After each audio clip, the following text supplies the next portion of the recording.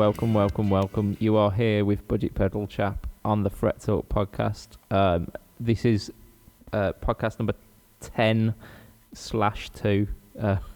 We had a little trial one last night and it failed to record. So, who have we got with us this week? We start with Andrew. Do you want to introduce yourself because you're a newbie, aren't you? I am a newbie, yeah. I think I made a slight appearance on one by accident one time. You did.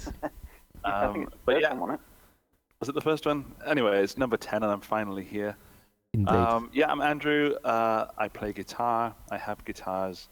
I like guitars. You are also known as the Guitar Geek, are you not? I am, yeah. I sometimes go by that moniker. Yeah, there's some amazing YouTube stuff that you're putting out at the moment, which I urge everyone to go and check out. Thank you for the plug. Yeah, I'm on YouTube as the Guitar Geek, and I take guitars apart, fix them occasionally, test amps, and basically take abuse from other so-called guitar players. Indeed. We've got Paul with us today. Paul's long-time host, been on many. And we've got You Matt. can't get rid of me. We've got Matt as well, one of our regulars. Say hi, Matt. Hello. No, you're supposed to say hi, Matt. Hi, Matt. There we go. Brilliant. Right, so what have we been up to this week? We start off with Paul. Right. Trying to get myself back into the realms of gigging. As I've mentioned previously, ill health has stopped gigging for the last sort of year and a half. As a way of building myself up, I've got a list of repertoire of something like 50 songs. So I'm sort of working my way through all of them, making sure that I know them all. I'm learning the ones that I don't know, and I'm sort of at home. I'm seeing how many I can do one after the other. Eventually, I want to get to a point where I can do the whole 50 in a straight run, and that should allow me to at least, because I always put extra energy into it at a gig, I can then sort of go and at least do the first half of a gig, like the first 3/4 hour set. Yeah. Before I'm absolutely knackered and have to go home. I can hopefully start trying to do that at least once a month. Practicing, I'm going to try and do it a couple of times a week. Gigging, I want to get to a point where I can do it at least once a month. No, that's brilliant. Brilliant stuff. Because I know that we've got a absolute crap load to get through today. We're going to rush through our intros. Matt, what have you been up to this past week? Guitar-wise, not that much.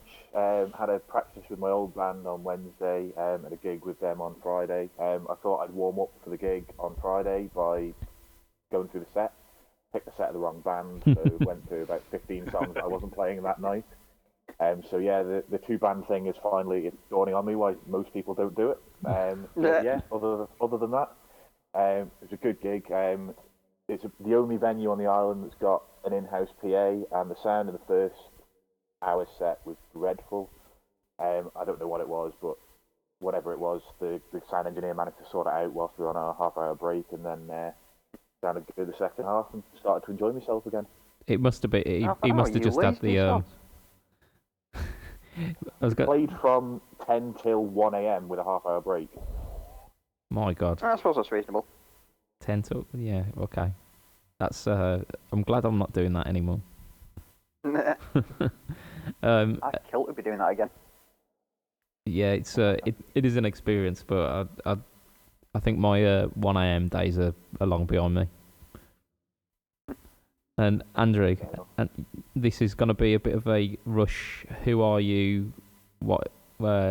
How do you factor into this guitar thing? And Who are you? What are you? Yeah, essentially, yeah. What I am is still a mystery, but who I am is also a mystery. What I've been doing, however, is working on the Les Paul Studio, the Studio Lite from 1995. Yeah. Trying to make a video that is the last one, but it turns out there's going to be another one after this one, because it's just such a long process and I want to do it right. I've also been playing with my Roland JC120, which I picked up recently. Yes, you did, yeah.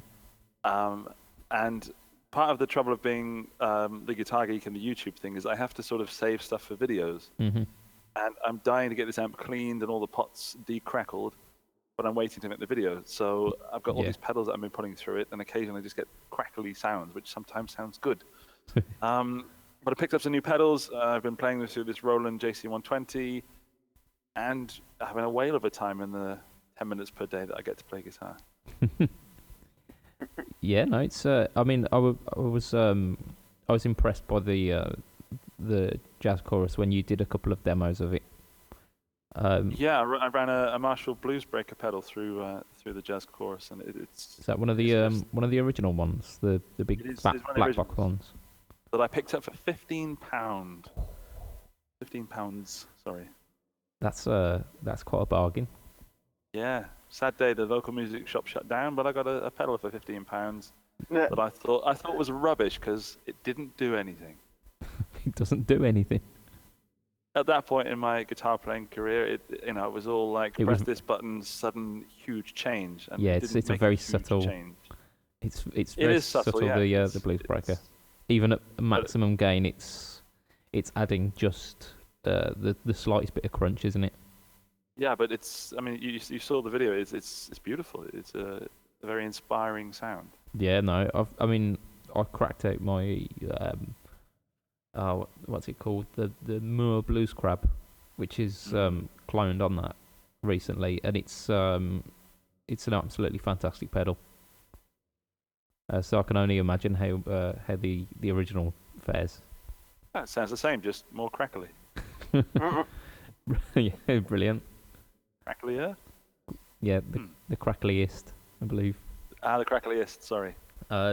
Yes, I suppose I should probably tell you what I've been up to this week. Nah, don't bother. No, I don't think I will. Yeah, moving straight on. My giant pedal board's coming along. I've got bits and pieces coming from that. Last weekend, I went to a restringing event where I got a free set of Elixir Nano Web. No, not Nanos. The OptiWeb. OptiWebs. That's the one. They seem fine. I was playing through a very bright amp, so I'd need to get it through my rig to see if I like them or not. How do they differ to the NanoWebs? Because I'm a NanoWeb player. I had a chat with the guys at the store actually, and they said the NanoWebs tend to fray and you get like a white residue on the strings, whereas the OptiWebs it's more of a substantial coating, so it doesn't fray as much. Okay. Andrew, what did you put on my guitar? I think I got them from this used guitar shop. Found them at the bottom of my drawer. No, they were NanoWebs. Okay. Very slinky, very slicky, very long-lasting. But as Adam said, they do tend to fray. Yeah. Yeah. Well, they're long-lasting as long as you don't bash your trem arm off it when you're trying to put your guitar in your case. Oh dear. Yeah, that's a rookie mistake there with that one. Fortunately, I had some spare high E strings. Whilst I was at the shop as well, I managed to pick up some of these new Ernie Ball Paradigm strings as well. Ooh. So I'll be on my Instagram account. I'll be demoing them. And what is your Instagram account? Just to remind me. It's Budget Pedals, yeah. Thank you. You cheeky man, you. Yeah. Yeah, I'm sure we can do a couple more plugs as the time goes on. But no, it's not about me. This is about Talking Fret. So yeah, I mean, I'll be doing some ABs probably against the OptiWebs because they're a similar kind of price. So yeah, look out for that in the future. However, we've got a lot of news to get through this week, so let's crack on.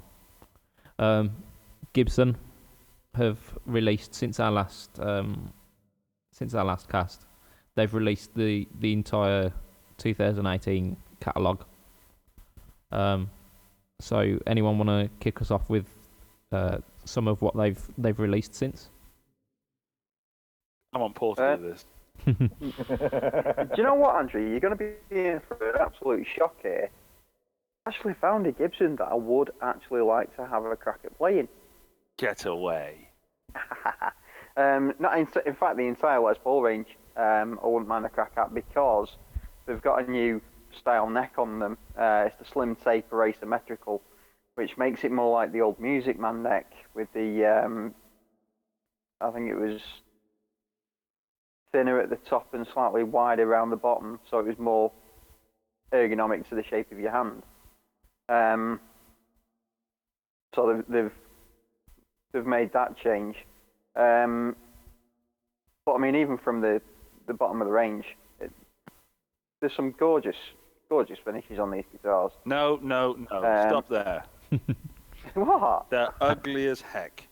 So No, you're No, wrong. they're not. So- I'm going to be contrary there. I love the fact that you love it in Gibsons, No. but we're going to have to switch places now because they are some of the ugliest things I've seen in my life. I've always actually, before experience-wise, I've always loved Les Pauls. I've just never enjoyed playing them. But I'm actually going to have to give a 2018 a try. So I'm going to interject with us, and before we get into the full-on slagging of the Gibson range, let's just have a quick overview of what the range entails. So Who's given? Matt, you've just volunteered. So I volunteered, have yeah, I? Right. Start- So you've got start us with the Les Pauls, and the- yeah. the Les Pauls. You've got the faded, which is coming in around 800 now, 799. I'll believe you. Yeah. is- So almost is taking the studio's price range from. No. They basically all of their ranges have gone up about 150 Yeah. pounds from where they were last year. So the old faders were about 650, and they're now up to sort of 799. Yeah.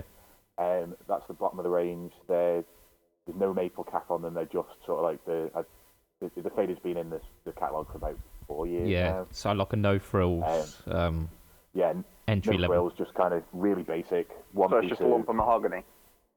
Yeah, and with I believe an ebony fretboard, but I might be wrong. I think we discussed yesterday that it said rosewood across the range. Oh right, okay. I'll believe you. Yeah, there's so no ebony, sadly.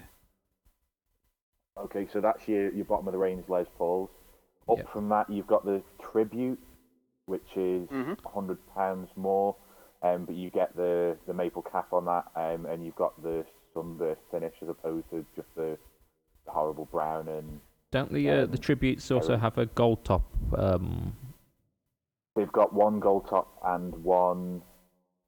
Is it Cherry Burst? I can't remember what the sunburst is. Okay, as far as so I'm yeah, aware. so I and mean, they're essentially fancier finishes and with a maple cap as Yep. opposed to just having the solid lump.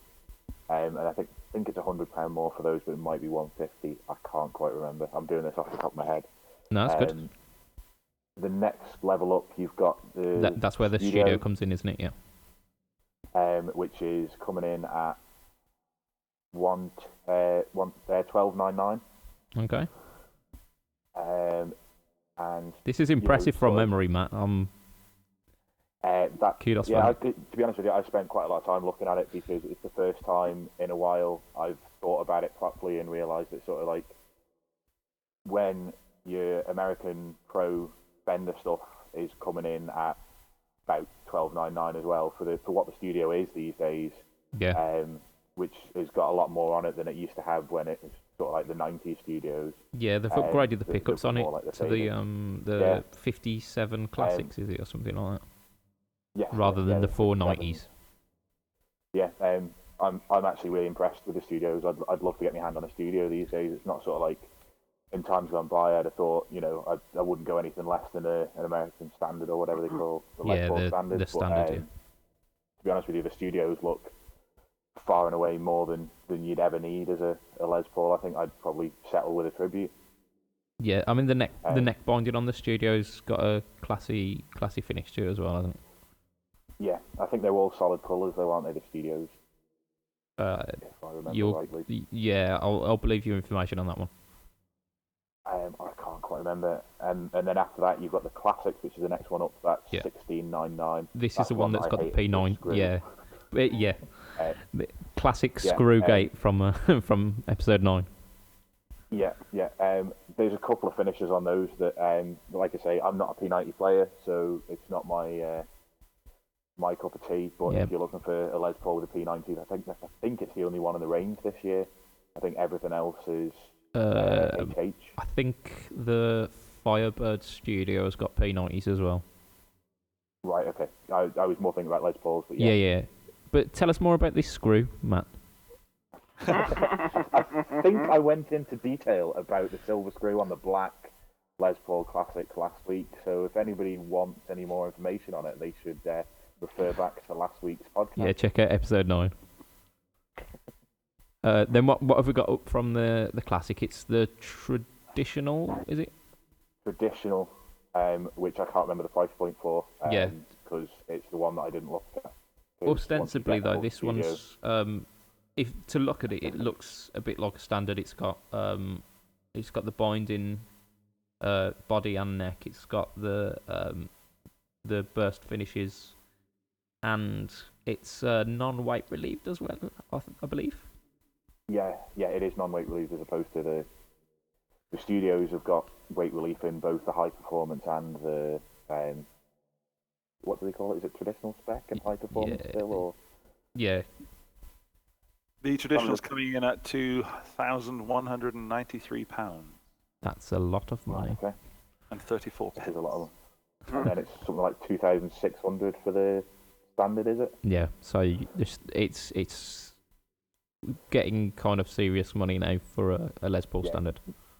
But at the end of the day, it's competing with a US PRS, which at the end of the day, I would take a Les Paul over or Gibson over a PRS at that price point.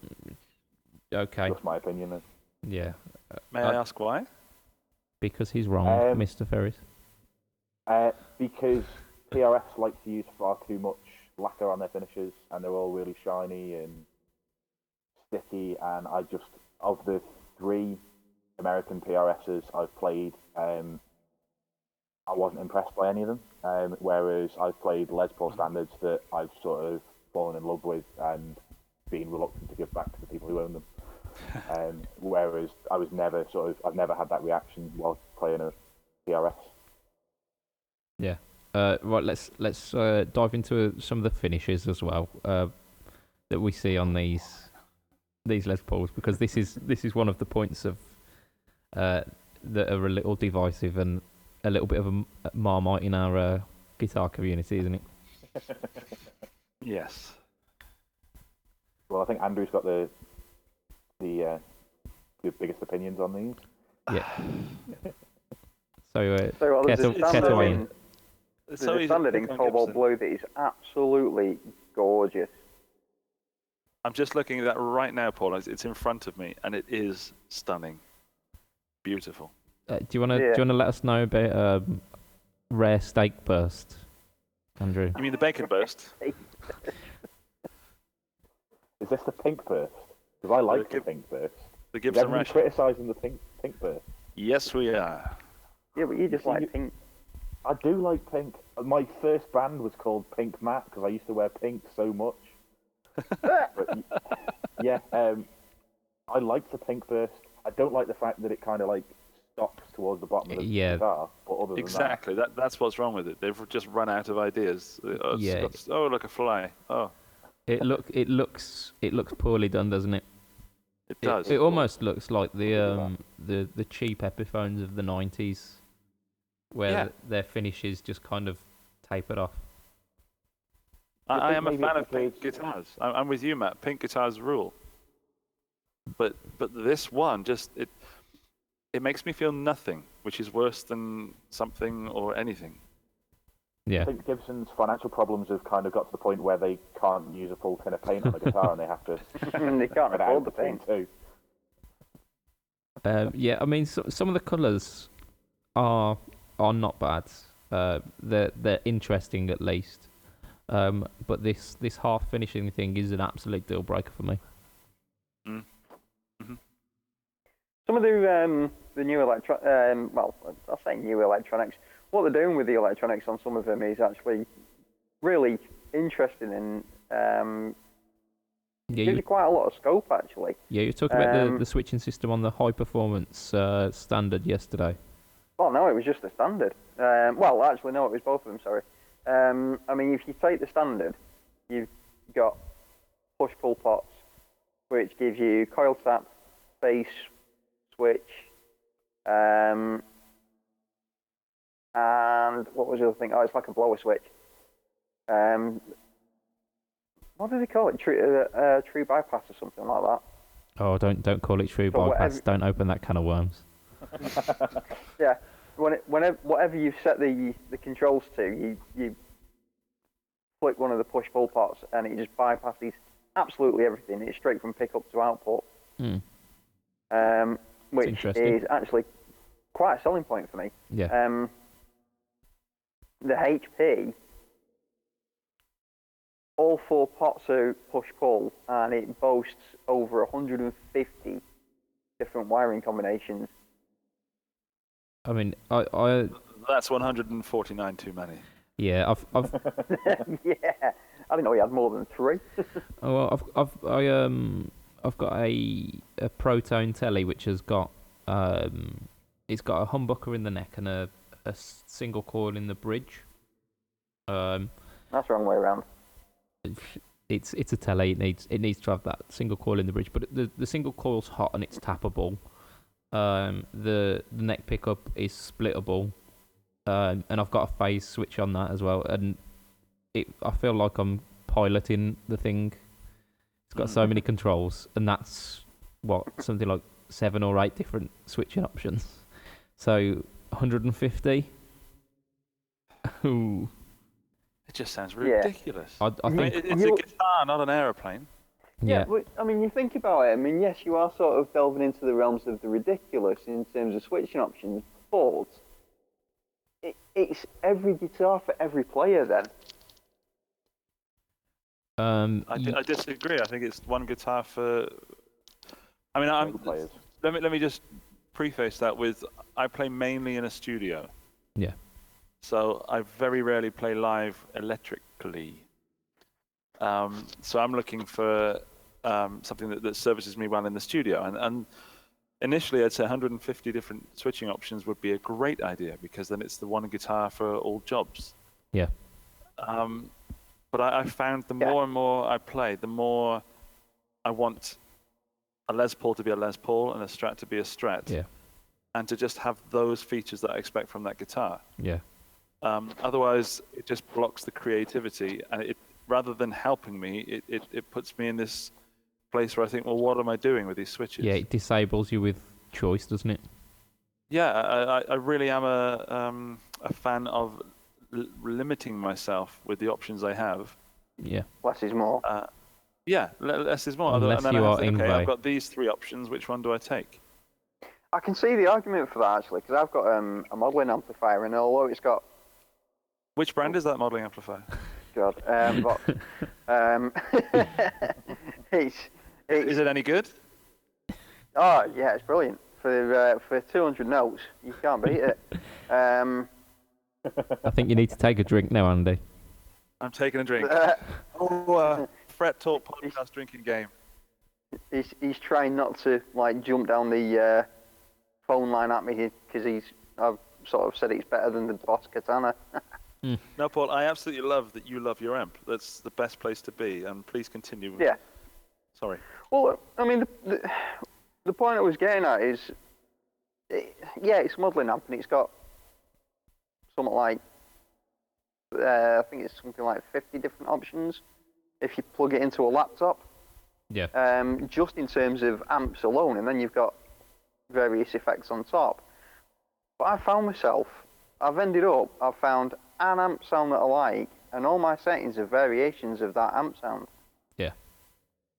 So essentially, I might as well have just bought the one amp, but I've basically got something that sounds like a Soldano SLO 100 for like 10% of the price. Yeah. I mean, And I'm assuming you tried out other amps the Vox had to offer as well, and then found your favourite, or how did it go? Yeah, I went through pretty much all of them. A lot of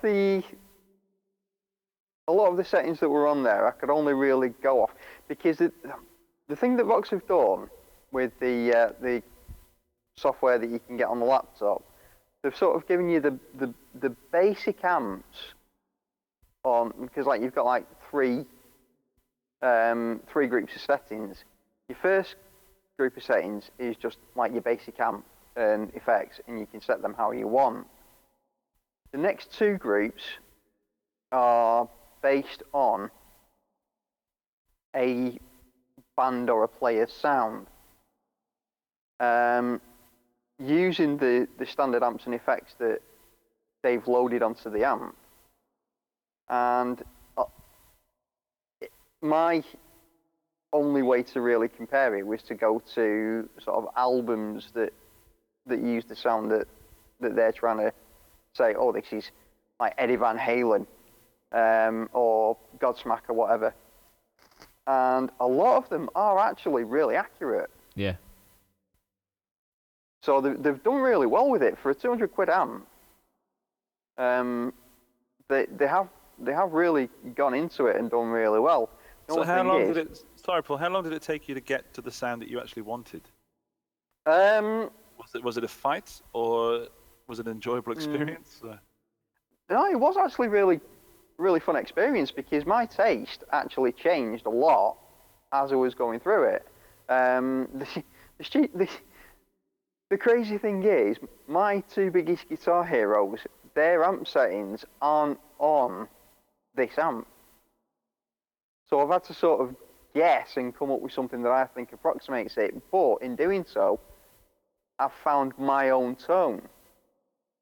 Mm-hmm. So it's sort of the fact that I'm not just sort of saying, right, I want to sound like Joe Satriani. They've got a Joe Satriani setting on there, I'll set it to that. And I don't want to sound like Joe Satriani. Well, I see the sense in doing that with an amp. Sorry, Paul. I see the sense in doing that, but to bring it back to Gibson, with having those 150 settings on a Gibson, why? Yeah, I think if I want to sound like a Strat, I'm going to go and buy a Strat. If I want a Les Paul, I'm going to buy a Les Paul. And I don't want to hate on Gibson because I love Les Pauls and I particularly love SGs. But I think it is going into it's going into the realms of the ridiculous to give it so many switching options. Yeah. By all means, yes, give it versatility, but like I say, that many switching options is just getting crazy. Yeah, I mean, you may as well be looking at a Variax if you're getting into that. Pretty much. Anyway, speaking of SGs, we've got more to, well, Andy. I did. Yeah, he mentioned an SG. We've got some 2018 SGs as well, haven't we? Yes, we do. So, do you want to talk about those, Andy? Yeah, I love SGs. I'm more of an SG fan than I'm a Les Paul fan, just because I like the way they fit me. Okay. I've got monkey long arms, and I like the extra length on the neck. Ooh, like how it just works well. Yeah. That's not to say I don't like a Les Paul. Just there's something about an SG that just does it for me. And what does the 2018 SG range have to offer? My favourite one is the Autumn Shade. The Gibson Standard 2018 in Autumn Shade. So that's the top spec of the SG, isn't it? Yeah, it's. I mean, I shouldn't say this, but I like the colour. Mick will have you. He will hang you for that. And also, it's still staying true to the SG. Yeah. What I don't like about it, it's got the small pick guard, and I'm a fan of the backwind pick guard. To me, that's an SG when it's got the larger. Oh no, I like the tiny one. I know it's divisive, but yeah. We're allowed to disagree sometimes. Yeah, no, we are. Otherwise, this would just be it'd be a 15-minute podcast of us just going, yep, Yeah. Yeah, that's good. Yep. Yeah. Bye bye. While we're on the SGs, can we talk about the mounting system of the pickups on the high performance and how Yes. It's incredibly the same wrong on that is? The Les Pauls as well, and they. Oh, are Yeah, they done I through the don't back as understand. well? What's the point? Does anybody know what the point is? Has anybody said pickup rings on a Les Paul or an SG look terrible? Why don't we just have these floating pickups that you can't see how they're mounted? Has anybody ever said that ever? Yes, the drummer in my band that I sometimes play in. There you go. But anything he he got says, I generally disagree with. We have this amazing Well, it's a drummer. yin yang experience where if he says black, I say white. It's really Who says crazy. black, I say bright. Actually, me and Chris Wilson were talking about this yesterday, and we were actually saying we can see that it makes for a slightly cleaner aesthetic. Yeah, because it's all about the You've got the aesthetic, isn't it? floating pickups with no interruption on the surface of the guitar. What Chris was a bit peeved about was the fact that you've got two honking great bolts going through the back of the guitar. Yeah. to It's very Dan secure the Electro, pickup. isn't it? Whereas I sort of said, well, I never really paid that much attention to the back of a guitar because it's mostly planted against my stomach.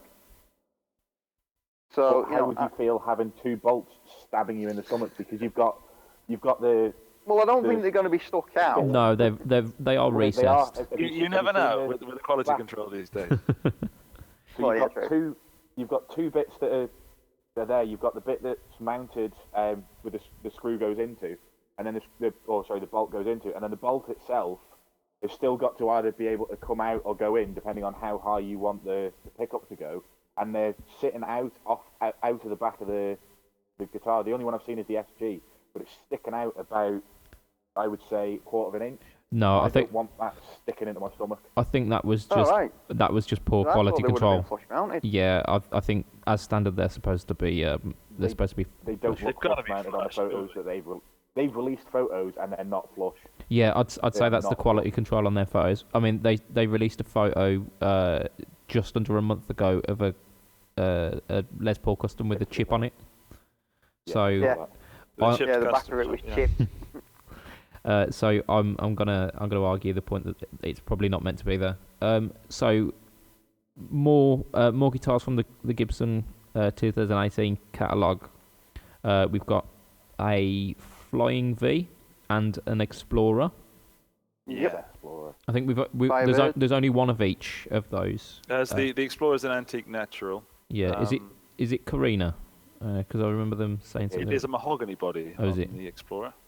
Oh, it might be Epiphone that are bringing back the Carina V's and Right, okay. I was going to say there is a Carina in the range somewhere, but yeah, I think you might be right. It might be Epi. It's a mahogany body, burst buckers, pretty much decent classic rock machine. Explorer. They're quite coming in quite a reasonable price as well, aren't they? They're just over the grand mark, I believe.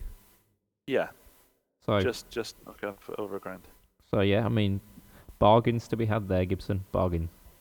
Something we haven't mentioned yet, if I can mention it, is the cryogenically treated frets. Yes. Yeah. We Yeah, we did have a we got a little word bit about geeky that on this one yesterday. yesterday. We were talking about the crystal structure within the metals being all uniform based on the freeze treatment. But we aren't nerds, are we? So we'll leave it there. It basically Again, why? relates to longer wearing frets. Yeah, it's gonna be they're gonna be more uniform. They're gonna wear better, and it's something cool to write on your press release as well, isn't it? It is, isn't it? I don't want to sound so negative, but it just sounds like a press release thing. It does. Like, doesn't it? okay, guys, we've got 3 things here. We need 5. Yeah. I know. Let's not finish the paint job. Okay, one more. Let's make these things really cold. Right, you're saying Just reading cryogenic. off the blurb, it says that the Gibson's exhaustive testing process, which is roughly 277,000 string bends. What? They test their frets with 277,000 string bends. Wow. So Is do this they on a just machine as rub well? a bit of steel across the fret. I don't know, but I Why? wonder how many string bands I've done in the past 20 years. Somewhere close to 2,700. Yeah. But yeah, if it makes it better, then why not? Yeah. Well, if they are capable of withstanding 270,000 fret bends, then brilliant. Because my Showmaster's kind of needing a recrowning, and I doubt very much that I've done 270,000 string bends. Yeah, I mean, with the lower spec instruments, you tend to find frets are one of the things that they cheap out on. They just use normal stainless steel, don't they? It's heavier with the nickel content because I believe it's cheaper. Yeah. And which makes it softer. Wouldn't So surprise me. Gibson are thinking about that. I mean, they're thinking about instruments for the long term. Brilliant. But Well, you'd hope it they does. were if they're charging that amount for them. Yeah. So just to kind of mop up the rest of the lineup for Gibson, we talked about the V and the Explorer. We've got a Firebird. With a non-reverse headstock? I can never tell. I believe it is non-reversed. And there are two in that range. You've got the Mini Bookers and you've got the P90s in the Firebird Studio. There are some lefties coming this year, which is something that they've neglected for the past couple. And no basses. But I think Nothing. yeah, it's just No one cares. yeah. I don't think Do you know, it took me a long while to realise that Gibson do anything other than a Les Paul bass. the EBs are The EB is a classic. and the Thunderbird bass as well. GC one. Anyway, Thunderbird. Ah, I think Gibson have had enough of our time this week. Nah. having a little. They very much earned the paycheck that we're not getting. Whoa! I'm looking forward to getting paid for this. Yep, you're going to be waiting a while, Mr. Ferris. Well, What- I can wait another 45 minutes maybe. But... Nah. Right, so we're going to move on. A quite big company, one well known in the guitar circles, Boss Roland. They have partnered up for the first ever time with another pedal company, with JHS, to Yes. make the poorly named Angry Driver. So anyone want to tell me what the hell's going on with this Angry Driver? What is it? It should have been named the Road Rage. No one. Okay, I'll tell you then.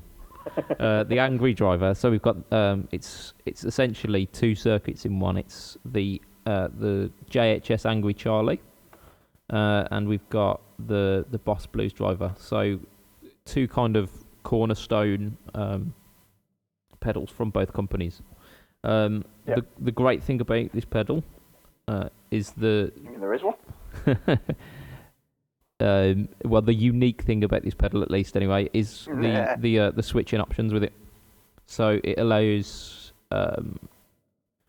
you can have the Charlie on its own. You can have the Blues Driver on its own. You can have Blues into Charlie, Charlie into Blues, and then there's a parallel and a series switching option as well, which There's actually another option that when we were talking about it yesterday, we actually missed, and I've actually found out about it since. There's an option where it's basically both circuits always on, but you can switch between the two by using the foot pedal. okay, whoever's got crisps, own up now. Oh God, not me. It's the guy looking down. Yeah, I'm I've gonna. got an iPad Oh, Right, sorry. doing research.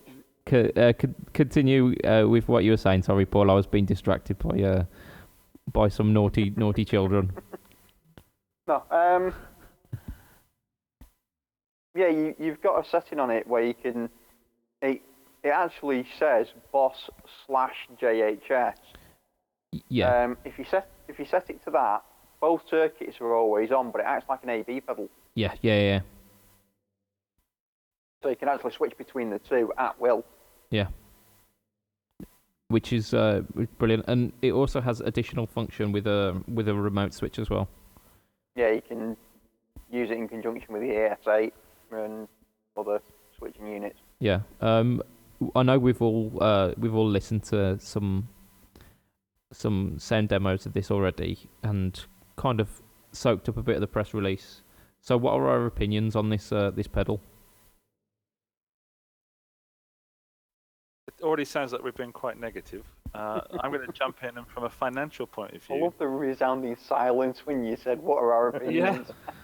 I think no one wants to be the mean person. well, I'm going to go positive. Okay, go on, I'm Andrew. going to go financially. If you're looking at getting Angry Charlie, it comes in Yes. at about £200. Yeah, it's And a 1.9. Blues Driver comes in at just over £100, I believe. Yeah, so we're talking close to £300 for the pair. And then it's what 180, 179 for the Angry Driver. Yep. Yeah. So I mean, So- it's a saving at least, isn't it? Yeah, you're saving money, and I mean the Blues Driver is a classic pedal. It's I think Classically we noisy. mentioned on Facebook recently that it doesn't tend to show up on many boards, Yeah, but it's one of the definitely reasons got I a love place, SGs isn't that we it? talked about earlier was because of Kelly Jones from the Stereophonics, and his amp sound was based on the Blues Driver and the SG.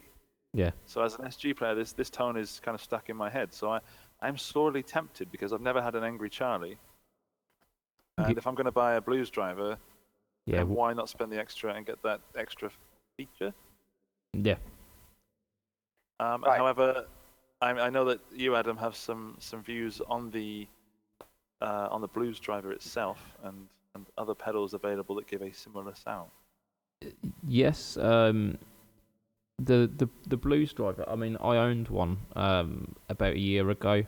I really wanted to love it because it's an iconic pedal, and Mickey's gonna string me up again because of the look. That classic blue on the yellow with the gold bits. I thought it looked classy as a penguin and a top hat. But I've struggled. I struggled to like it, and simply because it's an old circuit. There's so much noise by today's standards, especially when you push the gain over halfway, and it's a difficult one to fine tune in as well. Anywhere kind of towards the top end of the tone knob, you're getting a really, really harsh fizz to the tone, and then you can dial in it so that it becomes muffled as well.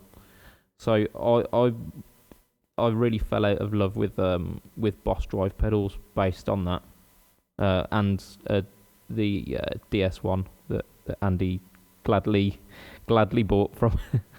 Don't you diss the DS1? How dare you? But I found. I'm just reaching behind me, and I picked up this recently, which is even worse than the DS1. Oh, the extortion. I'm holding the Extortion, the XT2 from Boss. But I mean, my complaint with a lot of the Boss pedals is the noise floor. By today's standards, I mean, you can pick up more replicas of the same pedal which are less noisy. You can pick up, I mean, even cheaper pedals than that. Joyo make various kind of low gain pedals, and they're just better, a better service that you're getting from the pedal. So I mean, my concern is that if they're sticking that original Blues Driver circuit in and it's this same noisy thing, the pedal is going to suffer overall for that. I think when you look at the pedal itself, you kind of think there's a lot going for it because you've got two pedals in one, and you've also got a wealth of control options. I mean, like we mentioned the being able to use it with the likes of an ES8 for the remote side of things. Actually, what that allows you to do is you can use the pedal itself as an on-off function. Yeah. But then using the ES8, you can actually cycle through the settings like the JHS and Boss settings. Yeah. Oh wow. You can cycle through them. The controls are concentric, so you've got the bottom half of the gain. Yeah, you've got gain. Tone. Yeah. The bottom half of each. Yeah, the both half of each of those are for the Boss. So it's like you're getting two. And the top half of the JHS. Yeah, two separate pedals, isn't it? You can dial them in independently. You can set them independently.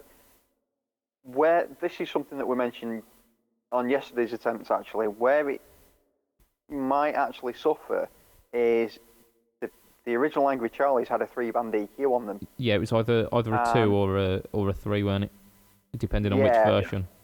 But the Boss version loses that EQ for a single tone control. Yep. So the Angry Charlie pedal might, or circuit should I say, we reckon possibly will actually suffer because of that. Yeah. Certainly all the sound bites that I've listened to, they've actually, in comparison to the original Angry Charlies, which do sound, they do sound like quite a Marshall-y tone. creamy Marshall sound. The Angry Driver on the JHS setting does sound a lot thinner and fizzier. It sounds more like it's trying to be a metal zone. Oh dear. So what we're saying is the Angry Charlie is less angry and more like mildly miffed, or so it should be the peeve. I'm not angry, driver. I'm disappointed. Yeah. It's not so much an Angry Charlie, it's an Angry Tin of Wasps.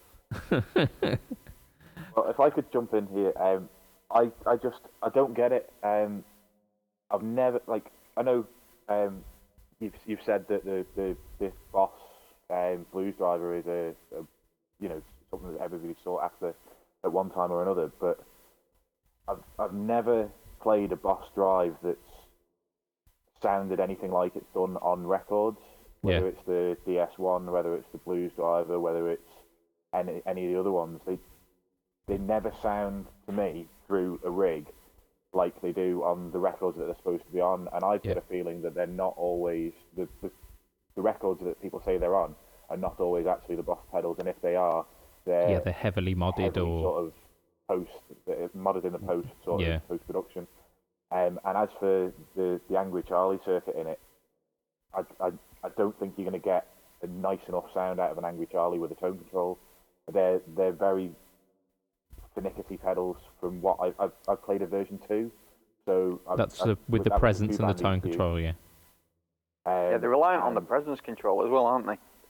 Yeah, and that, like I say, that was very sort of like you've got to dial it in with that 2-band EQ, and you've got to get there's 2 or 3 sweet spots. It's not like there's a wide range of sounds you can get out of it. There's a lot of mush, there's a lot of fizz, and there's a couple of sweet spots where you can get a mix of the two and get a nice, Marshall-y sound. But I mean, I don't see how they're going to do that with a tone control. So for me, I know the price point seems good, but I don't really see that it's going to be something that's going to hit many people's boards. A bit of false economy, maybe. Yeah, I think you're going to see a lot of people pick them up, and I think you're going to see them on the UK Guitar Amp Gear Exchange for half the price. Well, if they do come in at under 100, it will feature on my channel. So, wrapping it up, because I think, again, Boss have had a little bit more of our time than we probably should have, and we've got no affiliation. So, Andrew, your snapshot opinion, what do you think, yay or nay? Nay. Paul? Nay. Matt? Nay. It seems like we've got horses all around. Nay from me too. Nay. Right, so let's tackle headlong into these questions. No silly voice. Okay. So we're gonna start off with a really simple one. I just got that. Sorry, took me a moment. We're gonna start off with a nice simple one. Our friend Sai. He'll appear on our Facebook group as well, but he may even appear on here. He's been kind of to and fro morally about getting a 7-string guitar. What are our guidance, our thoughts and opinions about this? Yeah, I get it. Why not? Yeah. Next question. That seems like your go-to, Andrew. Yeah, just buy it. Just Yeah, I mean, if you're gonna post in a group of guitar players, should I buy this guitar? Who is gonna say no? Really? yeah, it's like posting in ideas. it's like posting in Overeaters Anonymous. Should I have that second cake? Sorry, man.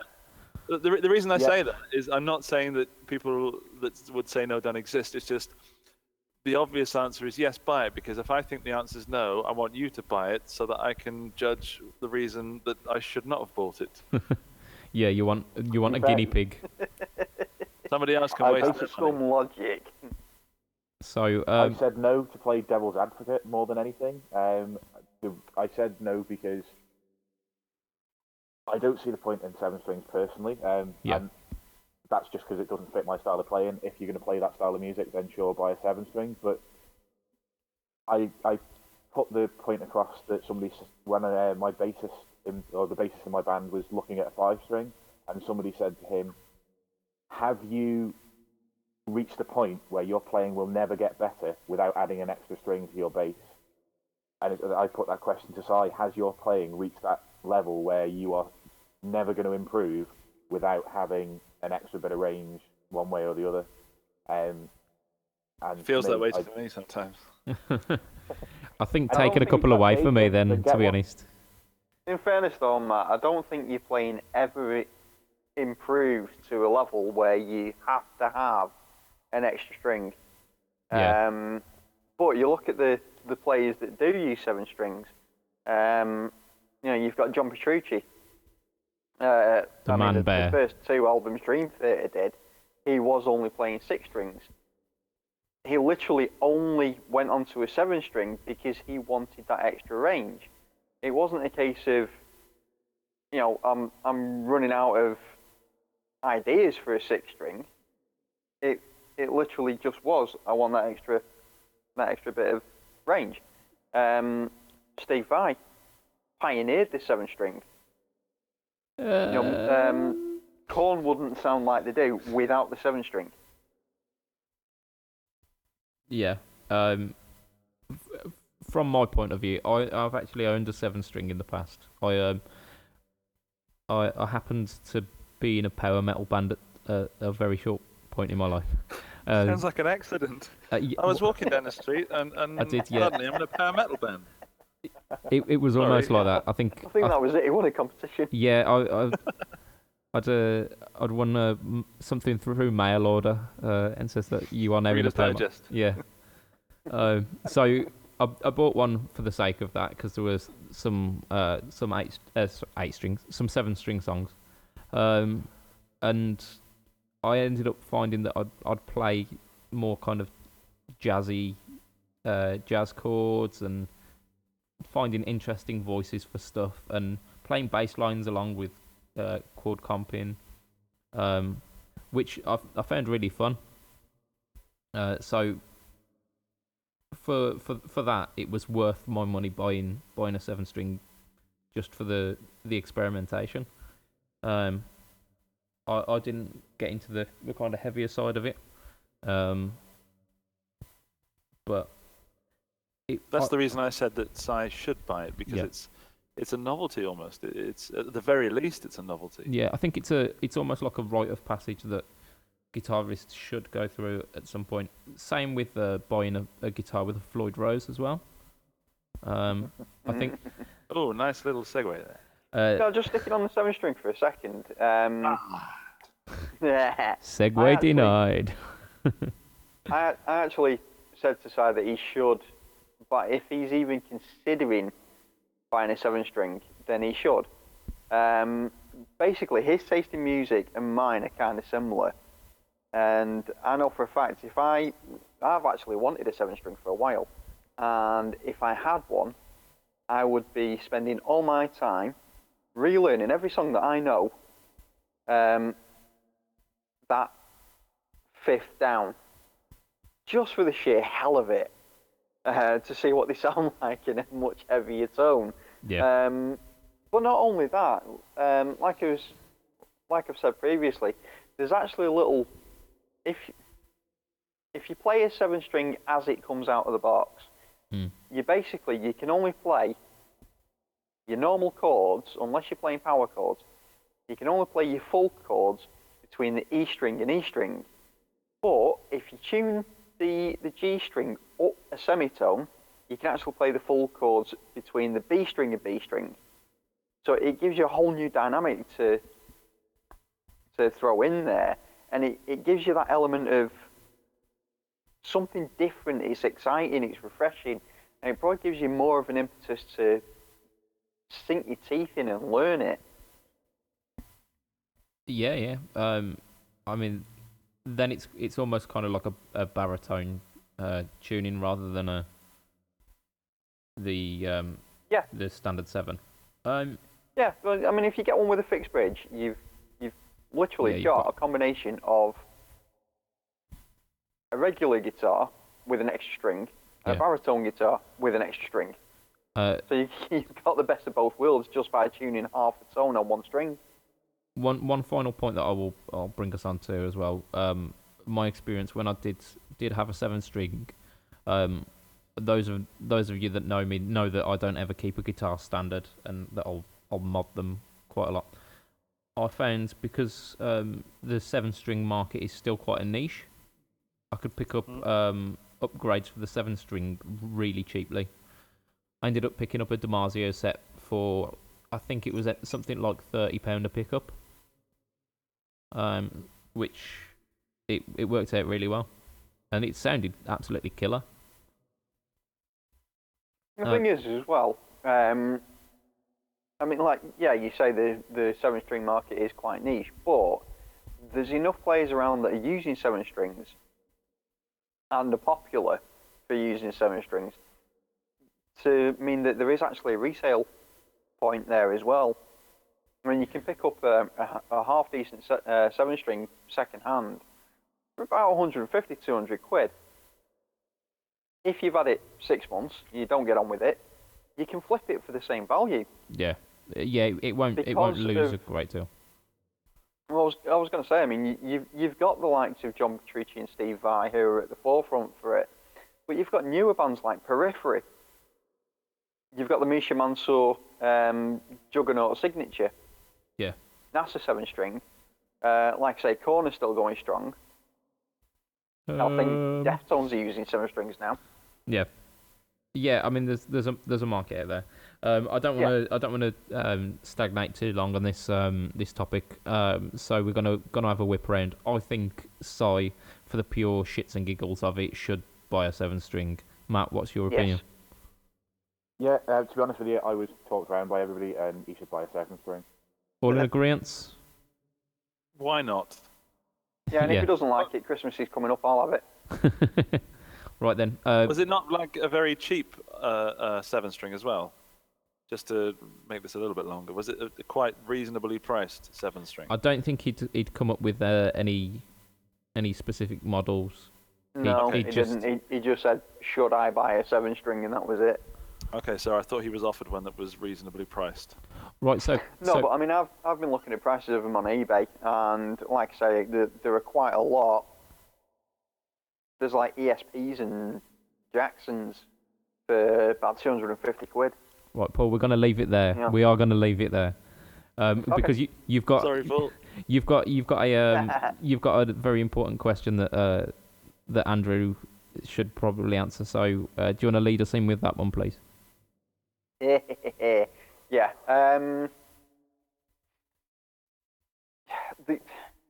Something that we've all been mulling over, and both me and Andrew wanted to wade in on this one, was about online reviews and how impartial they are. are they impartial? And if we feel that they're not, why not? Why are they not impartial? So we're going to start this off from Andrew's point of view as a gear reviewer, along with many other things on the Guitar Geek channel. But one of your kind of staples for your video series is reviews. So do you wanna kick us off with a bit of background on this and your thoughts and opinions? Well, I'll start by saying that I started the Guitar Geek channel just for fun. Yeah.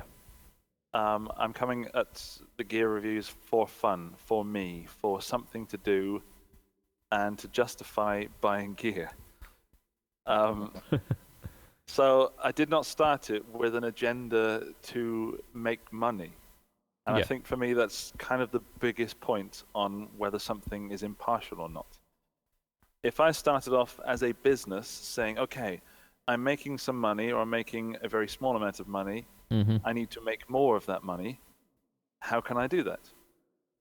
And the answer would be to review some gear and give some maybe rose-tinted views on that gear, be it positive or negative, because I believe there do exist negative reviews that are slightly biased as well. Yeah. And as a YouTuber that is not affiliated, a YouTuber, that sounds like an instrument you blow into. You're a tuber. As a YouTuber, I'm trying to hide my West Country accent, sorry. YouTuber? You are a YouTuber? Have you seen my YouTuber? As a YouTuber that does review gear, the only person that benefits from it really is me initially. And what I mean is that I'm not affiliated with anybody. Yeah. Nobody else financially benefits directly. Of course, if someone likes what I do, then they might buy the product. And I know that has happened, and I'm sure that Boss owed me some money for some katanas that have sold. But your reviews have a much richer benefit on the consumer, which is that impartiality. Well, the thing is, I'm always looking for the best bang for my buck. Yeah. At the moment, I love the katana. It's doing all the things I need it to do. I think we're very much affiliated in that sense. I mean, from the kind of the ethos of my Instagram channel and my Facebook channel is finding the bargains and finding those diamonds within that kind of lower price band. Yeah, there's stuff out there for affordable prices. Yeah. The thing is, I've put up on my YouTube channel the katana against the Code 50 from Marshall and the GT40 and GT100 from Fender. Yeah. And I can honestly say to you that if one of them was better than the katana, I would say so, and then I would sell the katana and keep the amp that was better. Yeah, very much so. That to me just sounds so sensible. However, when you're dealing with online retailers or just retailers that happen to be posting YouTube videos, they have something to gain. They're trying to push this stock upon people. Yeah. They are almost not allowed, from the ethos of their videos, they're not allowed to say something negative. Yeah, I know what you mean. It's also, Paul, not a new thing. When I started playing guitar, there was Total Guitar, and I know it's still. I presume it's still going. I have a subscription to it, so I hope it is still going because I'm paying. I was actually going to mention Total Guitar because I actually started buying that when it first came out in '94, and they were very impartial. Yeah.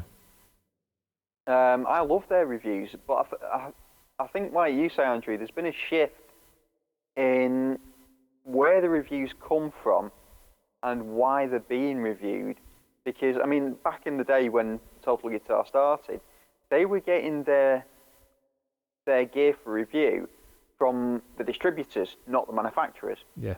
Mm-hmm. So, I mean, like, if they were testing Gibson Les Pauls or Fender Strats, they'd be getting them through Arbiter, through the distributor. So it didn't really make a bit of difference to Arbiter what their opinion was. And I remember reading a review for a BC Rich Warlock, and this was actually before I bought one. And bearing in mind, at the time I read this review, I was about 18, so for me, it was a case of, fuck what it sounds like, I want something that looks awesome. And that's why I ended up with the Warlock. Yeah, it's very pointy. But it did actually say in the review, it's a bit of a one-trick pony. It does metal and pretty much nothing else. And it's very neck heavy. And I kind of ignored that. I thought, I can live with that. I'm into metal at the minute. You know, I was going through a phase of like Metallica, Megadeth, that sort of stuff. What, both? You're not allowed both? Yeah. Surely. Both metal bands. Yeah. 6 months later, Take that I was shifting 6 months after I bought the Warlock. I was shifting away from metal bands. I was going back to my sort of blues rock sort of roots, and it was thanks to the really BC Rich that didn't you bought. sound right. I mean, I'm one of these sort of people. I don't really care what a guitar. Well, these days, I don't care what a guitar looks like as long as it sounds right. Now, in my case, if a BC Rich Warlock can do blues rock and do it convincingly, then I really don't give a crap what shape it is. I would love to see that. I would love to see it. It doesn't. Without a full change of electronics, you will not get it. I can do that. And plus, what they said about the being neck heavy, they kind of understated that, because when you stand up with a BC Rich Warlock, the headstock hits the floor. Yeah, is it like the SG, but It's even Plus. worse. I've never had that issue with an SG. What are you lot talking about? because you're a very tall man. Yeah, I suppose, yeah, I'm taller than the SG is long. Yeah. Well, yeah, I mean, you mentioned about your monkey arms before. I mean, if anybody's not actually seen Andrew, you've got a cross between Hugh Laurie and Beaker from the Muppets. So it's kind of a weird mix. But yeah, their reviews We were love you, Andrew. impartial. But, Thanks for that, yeah, Paul. Where did that come from? Yeah. Like I say, their reviews were impartial, as were a lot of guitar magazines at the time. Yeah. But like you say, because now everybody's got a vested interest, Yeah. because they're actively trying to sell the damn things, everybody's saying, oh, this is the best product ever. Which, when you've got Yeah. one store saying that 5 amps are the best product ever, it kind of leaves you a bit confused as to where their affiliations actually lie. Yeah, I think with reviews in magazines like Total Guitar, I mean there are others available just for impartiality's sake, and all of the magazines do this. It's not just a thing of Total Guitar. I just picked Total Guitar because that's the one that I bought. Yeah, I think you have to know how to read the review as a consumer. Because you will pick up on certain hints of where that will be useful and what the product will be useful for, but there's a lot of butter in the product up as well, to keep the finance behind it happy. Same with the online. One of the things you need to look at with the online reviews from the stores is when they gloss over a feature very quickly, you have to ask yourself, how good is it then? Yeah.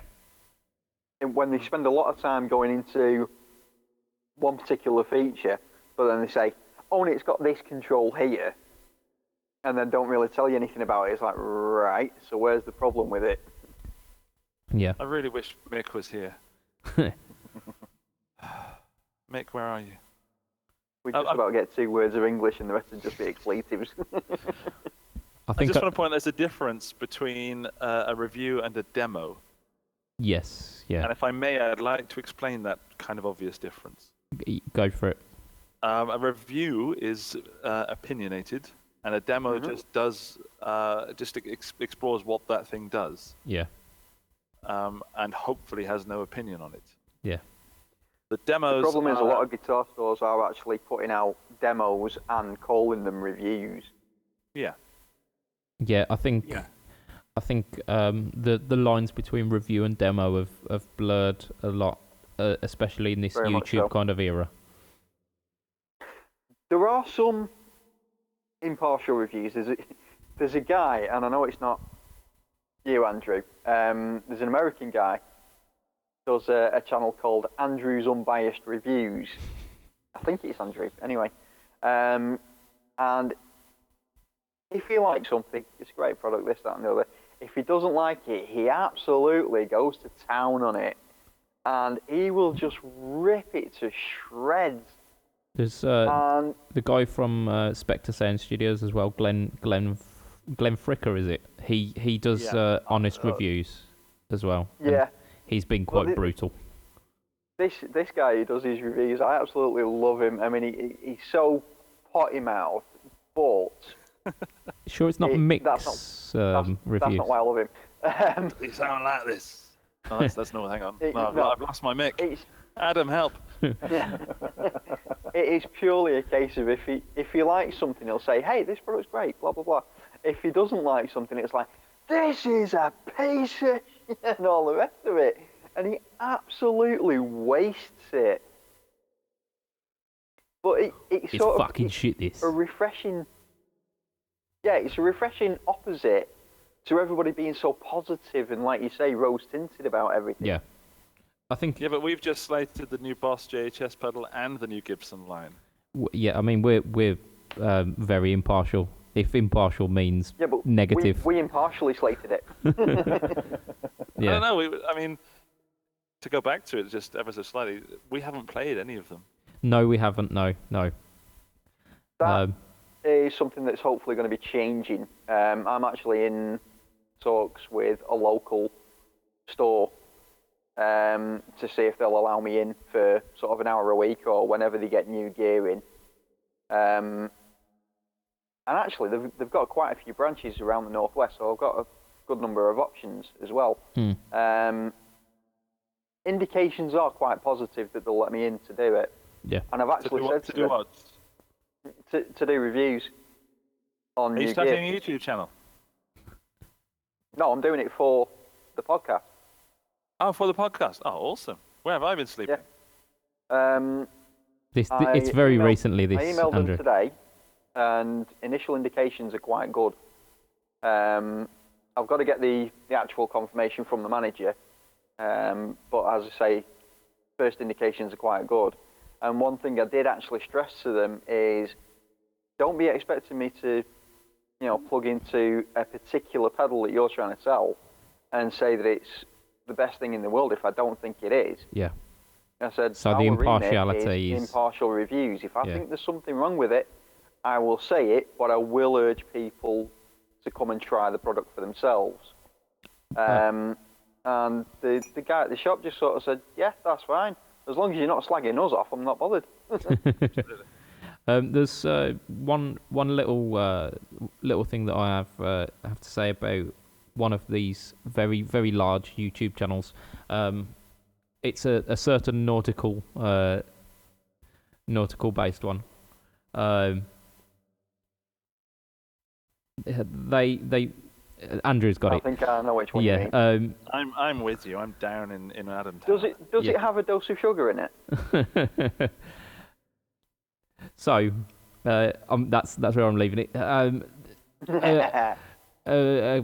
good couple of years ago now, there was a review for the EHX WAR that was it was like a sensor, and it basically it didn't have a cradle. It was just a free moving wire, and this certain nautical gentleman actually came out and said that it wasn't a great product. I know that not everything that comes out of YouTube land is impartial, but I thought that took some courage from this gent. It does, because that was some time ago, and there's a trend now that it goes further than the guitar world. It goes into the entire commercial and consumer world is that people are blind or becoming blind to marketing, Yeah. and the marketing ethos has to shift every so often. Yeah. And the one thing, this is going to sound very odd and strange, but the thing that used to bother me was I bought, or I've received for Christmas, the best rock album in the world ever. which And I thought- which iteration is this? Because I'm sure this Well, there comes was out only every year. one. Yeah. That was it. And then the next Christmas was the best rock album in the world ever, Volume 2. And I remember I was about 13, and I thought, well, how can there be two? Because Yeah. I've already got the best one. Yeah. And then you'd get things like the ultimate boy band album or the ultimate Disney this, and then there was this language use in the 2000s of the ultimate, the absolute, and the best. Yeah. And I think people are sick of it now. I think they may suddenly start realizing that it's all rubbish. Yeah. It's all and spin. people are trying to make money from it. Mhm. And now I think the shift has started and is going into the majority that people want honest reviews and honesty. Yes. and- Very much so. They just want to know the truth. I think that's probably a lovely place to wrap it up, because usually I have a counter for how long we've been on, but I'm sure we have far surpassed the hour mark. Just before we do, just because I haven't had any input on this, Oh, go for it. as somebody who lives on the Isle of Man and cannot try any product that are released ever, you'd think that I would rely on YouTube reviews a hell of a lot. But the honest answer is, I don't watch any reviews at all, with the exception of Andrews and Adams, because unless Budget pedal trust chap. I them- don't have a real name. Okay. So apart from the Budget Pedal Chap stuff and the Guitar Geek stuff, I won't watch anything because I don't know that I can trust the person who's reviewing them. I Yeah. don't know what their agenda is, so I will not watch them because Very good point. there's no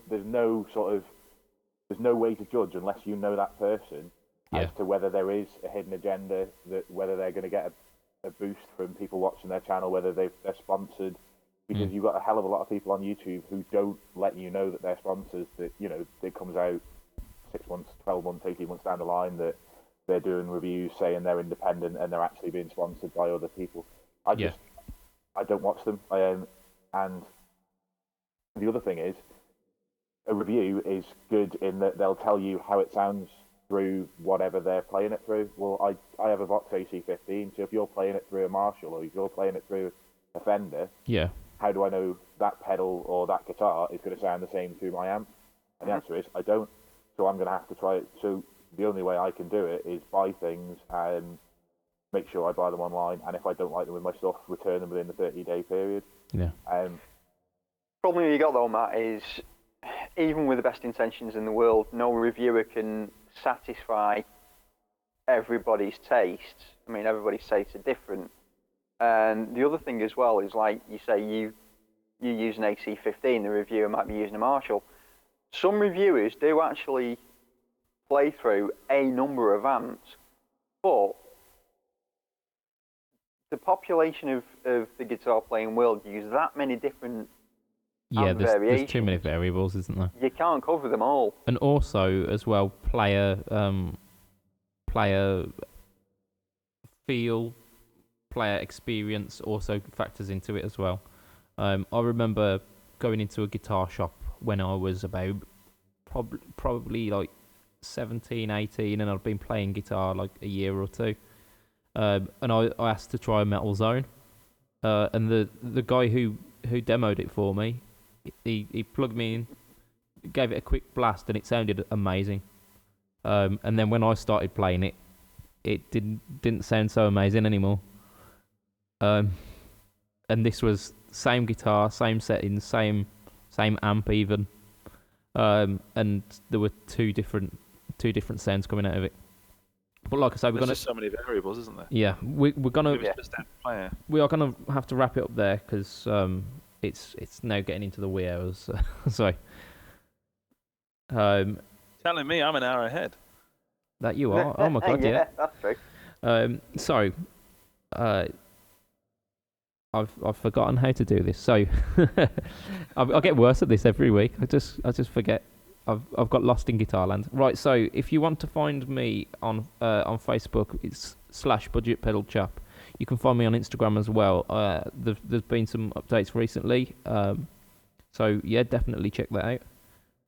If you want to find us as a group and you want to interact with the podcast, you go to groups on Facebook and you type in Fret Talk group, Fret Talk podcast group. Sorry, that will give you the opportunity to talk directly to us and get some questions on the podcast, and possibly give us some material that we can pick up on as well.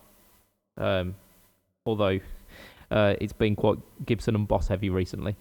I think that's because they've had the biggest releases. Yeah, I mean it's stuff around this time of year. We can only work with what we've given. That exactly. Andrew, because you're new to this, you're going to have to tell us how to find you on YouTube, Facebook, Instagram, Twitter, Fax. You can find me on YouTube. Search for The Guitar Geek, and I'm the one that looks a bit like Beaker and Hugh Laurie. And that's all you need to know. And you've been releasing a very very interesting and intensive restoration of a Les Paul Studio from the 90s. Studio Light, Not so is much it? a restoration as a warranty invalidation. A complete. But yeah, it's, I'm making a Les Paul Good Studio. job it's a warranty's already run out then. Making this Les Paul Studio Light into something that I want from a Les Paul. It's looking beautiful already. I mean, Thanks. you've turned it into something that I now want. So it's. Well, the price is raising since I've started making these YouTube videos. So buy now. That's it. So that's you on YouTube. How about Facebook and Instagram as well?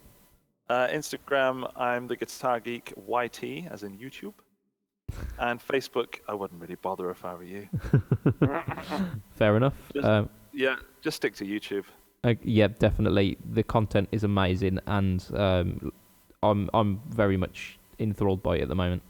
Thanks, I'm having a lot of fun doing it. Cool, good stuff. Paul, you've got your band Don't Panic Blackpool, is it? So Yep. where do we find that? On Facebook. And that's Facebook.com. Don't Panic Blackpool. Yeah. We do actually have also a website, www.don'tpanic.co.uk. Oh, brilliant. Excellent. And Matt, you've got your two bands. You've got Switch and Final Cut, is it? Yep, so facebook.com/switchiom and facebook.com/finalcutiom. And then Final Cut have also got an EP out, which is on Bandcamp for free. So that's finalcutiom.bandcamp.com, I believe. Yeah. You sure it's Final Cut and not Switch? It's Final Cut, cause, yeah, okay. Yeah, Final Cut's the originals band. Yeah. So at the moment there's just the one EP on there, but we're going into the studio. We finalised that for the first week in February, and I can't wait. But yeah, we've got to do a 12-track album. Oh, that's brilliant. Because somebody sponsored us to do it, which is even better. So Ooh. free time in the studio. Fantastic so stuff. Yeah, should be good. Right then, from myself, from the Guitar Geek Andrew, from Paul, and from Matt, that will be us for this week. We will see you again next week for another episode of Fret Talk. From me, goodbye. Bye. Goodbye. Goodbye, everybody. Bye.